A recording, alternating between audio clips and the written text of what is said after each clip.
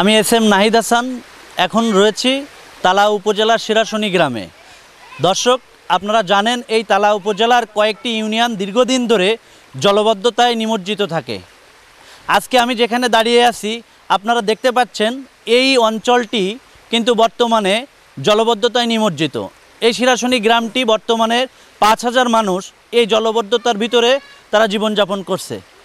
এ বিষয়ে কথা বলতে আমাদের সাথে যুক্ত হচ্ছেন তালা উপজেলা পানি কমিটির সাধারণ সম্পাদক মির্জিল্লুর রহমান। মির্জিল্লুর রহমান, আপনি তো দীর্ঘদিন ধরে তালা উপজেলাতে এই যে জলবদ্ধতা নিয়ে আপনি কাজ করছেন, মানুষের পাশে থাকছেন। আপনারা বিভিন্ন সময়ে ঐক্যবদ্ধ হয়ে প্রশাসন, জেলা প্রশাসন, উপজেলা প্রশাসন, জনপ্রতিনিধিদের নিয়ে আপনারা কাজ করছেন এই অঞ্চলের জলবদ্ধতা কিভাবে নিরসন করা যায়। তো বর্তমানে আপনি এখন জলবদ্ধতা কিভাবে কি দেখছেন? আমি এই মুহূর্তে যেখানে দাঁড়িয়ে আছি এখানে গত বছর থেকে আমরা এই অঞ্চল পানি কমিটি উত্তরণের পক্ষ থেকে আমরা এই এলাকা আমাদের গবেষণার মধ্যে আছে। আমরা বহুদিন থেকে এই অঞ্চলে পানি নিয়ে কাজ করি এবং জলবদ্ধতা নিরসনের জন্য আন্দোলন সংগ্রাম, সাংবাদিক সম্মেলন, তারপরে মানববন্ধন, এলাকার মানুষের মতামত নিয়ে আমরা এই এলাকায় কাজ করি। কিন্তু গত বছরের থেকে আমরা দেখছি এবার বৃষ্টির ভাগ আরও বেশি। এই ইতিপূর্বে আজকে যেখানে দাঁড়িয়ে আছি শিরাশনি শেখপাড়ার পাশে নারী উন্নয়ন সংস্থার পিছনে আমরা লক্ষ্য করছি যে গত বছর যেটা দেখেছিলাম ননিয়ার খাল খনন না থাকার কারণে বুড়িভদ্রা এবং ভদ্রা নদী এবং হরি নদীগুলো আজকে মৃত্যু হওয়ার কারণে এই মনিরামপুর, কেশবপুর এবং যশোরের বিভিন্ন অঞ্চলের পানি এখন কেশবপুরীর আলাদিপুরীর ওখান থেকে আবুল মাস্টারের বাড়ির পাশ থেকে সরকারি রাস্তা ভেঙে এখন শিরাশনি এই রাস্তাটি এই নারী উন্নয়ন সংস্থার পিছনে এই সরকারি রাস্তা ভেঙে এখন নপাড়ার দিকে ধাবিত হয়েছে এবং এই পানিটি এখন বিস্তীর্ণ এলাকা প্লাবিত হবে। আমার মনে হচ্ছে যে তালা উপজেলার একটি অংশ এই পানি এখন নিমজ্জিত হয়ে এই এলাকার অন্তত ৫ থেকে ১০ লক্ষ মানুষ এই পানির ভিতরে নিমজ্জিত হতে যাচ্ছে। জিল্লুর রহমান সাহেব, আপনি তো বর্তমান পরিস্থিতির কথা বলছেন, কিন্তু আমরা দেখি যে বিগত কয়েক বছর ধরে কিন্তু এই অঞ্চল বা এই তালা উপজেলা কিন্তু এই জলবদ্ধতায় নিমজ্জিত থাকে। এই অঞ্চলের মানুষ খুব কষ্ট পায়। তো এই যে দীর্ঘদিন ধরে যে জলবদ্ধতা, এটি আসলে নিরসনের জন্য সরকারের পক্ষ থেকে কোনো দীর্ঘমেয়াদী পরিকল্পনা গ্রহণ করা হয়েছে কিনা বা সেই পরিকল্পনার অংশ হিসাবে মাঠ পর্যায়ে বাস্তবায়ন হচ্ছে কিনা আপনার কি মনে হচ্ছে? গত বছর বৃষ্টির সময় আমরা এই অঞ্চলে উত্তরণের সহযোগিতায় এবং তালা উপজেলা প্রশাসনের সহযোগিতায় এই অঞ্চলে পানি নিরসনের জন্য বিভিন্নভাবে বিভিন্ন জায়গায় কাজ করা হয়েছিল এবং সেই কাজ করার পরপরই এই এলাকায় যাতে ফসল এবং ধান চাষ করতে পারে সেই ব্যবস্থাও নেওয়া হয়েছিল। সাথে সাথে পানি উন্নয়ন বোর্ডের চিফ ইঞ্জিনিয়ার সহ এই অঞ্চলের যত ইঞ্জিনিয়াররা ছিলেন তাদের সাথে একটি মত বিনিময় সভা হয়েছিল। সেই মত বিনিময় সভায় উত্তরণে বসে তালা উপজেলা প্রশাসন সহ পানি কমিটির নেতৃবৃন্দ এবং স্থানীয় নেতৃবৃন্দরা একটি পরিকল্পনা দিয়েছিলেন। সেই পরিকল্পনা মোতাবেক এই উত্তরণ এবং পানি কমিটির প্রস্তাব ছিল শুকনো মৌসুমে যে এলাকা দিয়ে পানি নিষ্কাশন হওয়া সম্ভব সেই সব এলাকাগুলো যাতে কাজ করে, এরকম একটি প্রস্তাব দেওয়া ছিল এবং তার জন্য একটি বুকলেটও তৈরি আছে।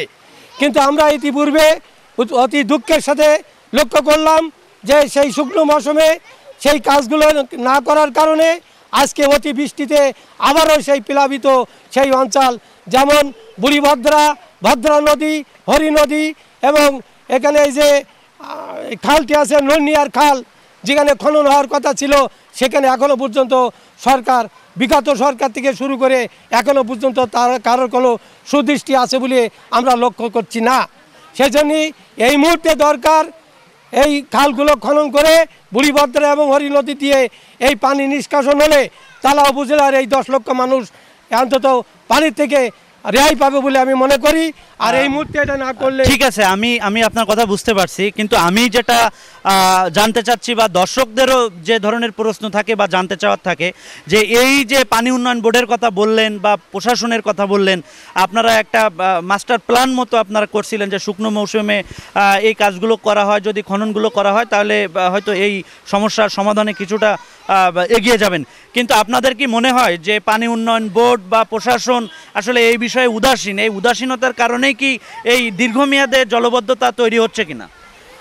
মূলত মূল জায়গায় যদি আমরা কথা বলতে চাই, তাহলে আমরা মনে করি যে বাংলাদেশ স্বাধীন হওয়ার পর থেকে আজকে পর্যন্ত এই অঞ্চলের 100-রও বেশি নদী আছে যে নদীগুলোর মৃত্যু হয়েছে। এই নদীর কোনো মা বাপ আছে কিনা, এই নদীর কোনো মালিক আছে কিনা, এই নদী দেখার জন্য কোনো সরকার আছে কিনা, আজও পর্যন্ত এই অঞ্চলের মানুষ তা পরিলক্ষিত করে না। আমরা মনে করি যে বর্তমান তত্ত্বাবধায়ক সরকার যিনি আছেন এবং তার পাশে যারা আছেন, অতি সৎ মানুষ যারা আছেন, তাদের এই এলাকা পরিদর্শন করে এই এলাকার মৃত নদীগুলোকে জীবিত করে এই দক্ষিণ পশ্চিম অঞ্চলের 20 থেকে 50 লক্ষ মানুষের জীবনকে বেঁচিয়ে রাখা ছাড়া আর কোনো উপায় নেই। আর এটা যদি না করা হয়, তাহলে এই এলাকার 20 থেকে 50 লক্ষ মানুষ মাইগ্রেশন হয়ে ওই কোথায় চলে যাবে আমি জানি না, সেই জায়গাও ঠিক নাই। আজকে জলবায়ু পরিবর্তনের কারণে এই এলাকার মানুষের এই ভিটে বাড়ি নিজের অধিকার থেকে বঞ্চিত হয়ে এই অঞ্চল ছেড়ে যাবে কি যাবে না, তারই সংগ্রাম, তারই বেঁচে থাকার যে লড়াই, এই অঞ্চলের মানুষ আজকে সেই লড়াইয়ের সাথে এখন যুক্ত আছে। এই এলাকার মানুষের প্রতি ধন্যবাদ জিল্লুর রহমান, আপনাকে ধন্যবাদ, আপনাকে অসংখ্য ধন্যবাদ। দর্শক, এ পর্যায়ে আমরা কথা বলবো এই তালা উপজেলাতে দীর্ঘদিন ধরে গণমাধ্যমের সাথে কাজ করছেন, এই অঞ্চলের জলবদ্ধতা নিয়ে যিনি প্রতিনিয়ত লেখালেখি করেন এবং মানুষের কাছে, সরকারের কাছে তুলে ধরেন এই অঞ্চলের মানুষের সমস্যার কথা। আজকে আমাদের সাথে যুক্ত হচ্ছেন আজকের পত্রিকার তালা উপজেলা প্রতিনিধি সেলিম হায়দার। সেলিম হায়দার, আপনার কাছে আমরা একটু জানতে চাই বা জানার চেষ্টা করব, আপনি তো দীর্ঘদিন ধরে এই তালা উপজেলার জলবদ্ধতা নিয়ে আপনি কাজ করছেন, লেখালেখি করছেন। তো বর্তমানে যে জলবদ্ধতা, এটা কি আসলে দিন দিন আরও বৃদ্ধি পাচ্ছে কিনা? জলবায়ু পরিবর্তনের যে কারণটি, এই কারণে এটির প্রভাব বাড়ছে বলে কি আপনি মনে করেন? আপনারা জানেন যে 2011 সালে যে আমাদের এখানে একটা এনজিও আছে উত্তরণের সাথে আমরা আন্দোলন করে আমাদের লেখার মাধ্যমে আমাদের কপোতাক্ষ নদী খনন হয়েছিল। তারপরে তালা উপজেলা কিছুটা কয়েকদিনের কপোতাক্ষর কারণে কিছু ভালো ছিল, কিন্তু আমরা আজ 3 বছর ধরে আবার লক্ষ্য করছি যে এই তেঁতুলিয়া ইউনিয়ন সহ এই এলাকায় জলবদ্ধতার সৃষ্টি হচ্ছে। সেই একটি কারণ যে এই অঞ্চলের পার্শ্ববর্তী যে যশোর, খুলনা যে অঞ্চলের পানিগুলো, এই পানিগুলো আসার কারণে দিন দিন বৃদ্ধি হচ্ছে। গত বছর এখানে মানববন্ধন, বিভিন্ন প্রেস লিস্ট বা বিভিন্ন আমরা মানুষের কথা তুলে ধরছিলাম, কিন্তু একই অবস্থায় আবার সৃষ্টি হয়েছে। প্রতিনিয়ত দিন দিন আমাদের এই জলবদ্ধতা বৃদ্ধি হচ্ছে। এর একটা কারণ নদী খননের যে দখলদারিত্ব, খালগুলো বুঝে গেছে, তারপরে হচ্ছে অতিরিক্ত বৃষ্টির কারণে এই পানিগুলো না সরার কারণে এই জলবদ্ধতার সৃষ্টি হচ্ছে দিন দিন। আচ্ছা, পানি উন্নয়ন বোর্ড তো এই অঞ্চলে জলবদ্ধতা নিয়ে তারা কাজ করে বা তারা দায়িত্বপ্রাপ্ত সরকারের একটা অংশ। তো আপনারা যখন একেবারে মাঠ পর্যায়ে কাজ করেন বা তথ্য নিয়ে আসেন, মানে সাধারণ মানুষ বা যা স্টেক হোল্ডার যারা আছেন, তারা কি আসলে পানি উন্নয়ন বোর্ডের কোনো দৃশ্যমান কোনো পদক্ষেপ কি আপনাদের চোখে পড়ে বা জনগণের চোখে পড়ে? না, এই ধরনের কোনো আমাদের চোখে পড়ে না, বা তাদের কাছে ফোন দিলেও তারা উদাসীনভাবে কথাগুলো এড়িয়ে যায়। যেখানে সমস্যা হয়, মানে বন্যার পরে যেই তারা হয়তো একটু কাজ করে, বিশাল একটা ব্যবধানে কাজ করে, তাতে সাধারণ জনগণের কাছে সম্পৃক্ত থাকে না, বা তারা কি কাজ করে আদৌ জনগণ জানে না আর কি।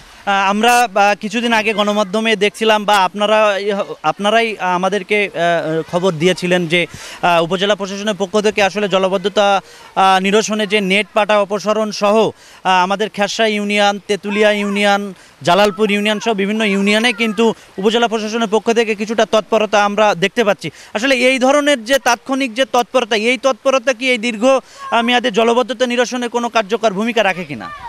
না, সামান্য হলেও কিছুটা রাখে, কারণ নেট পাটা অপারেশন করার জন্য কিছু পানির কিছুটা স্রোত হয়, কিন্তু এতে স্থায়ী কোনো ধরনের সমাধান না। কারণ আমাদের দীর্ঘ পরিকল্পনা করে আমাদের এই জলবদ্ধতা নিরসন করা দরকার। সেটা হচ্ছে এখানে স্থানীয় প্রশাসন, সুশীল সমাজ, উত্তরণ বা অন্য অন্য সংস্থাগুলো আছে, এদেরকে বসে কিভাবে কি করা যায় সেগুলো পরিকল্পনা নিয়েই আমাদের এগোতে হবে। ধন্যবাদ সেলিম হায়দার। দর্শক, আপনারা শুনছিলেন যে তালা উপজেলা দীর্ঘদিন ধরে কিন্তু এই যে জলবদ্ধতা একটি সমস্যা, এই সমস্যা কিন্তু লক্ষ লক্ষ মানুষ কিন্তু এই জলবদ্ধতা নিয়ে তারা কঠিন জীবনযাপন করছেন। তাদের বাড়িঘর কিন্তু পানির নিচে নিমজ্জিত থাকছে। তো আমরা আমাদের এই অঞ্চলে যারা এই জলবদ্ধতা নিয়ে দীর্ঘদিন ধরে কাজ করছেন তাদের কাছ থেকে আমরা জানার চেষ্টা করছিলাম। আজ এ পর্যন্ত, আপনারা সবাই ভালো থাকবেন। আগামীতে আবারও কোনো সমস্যা নিয়ে আপনাদের সামনে হাজির হব। সে পর্যন্ত থাকবেন দ্য এডিটরসের সাথে।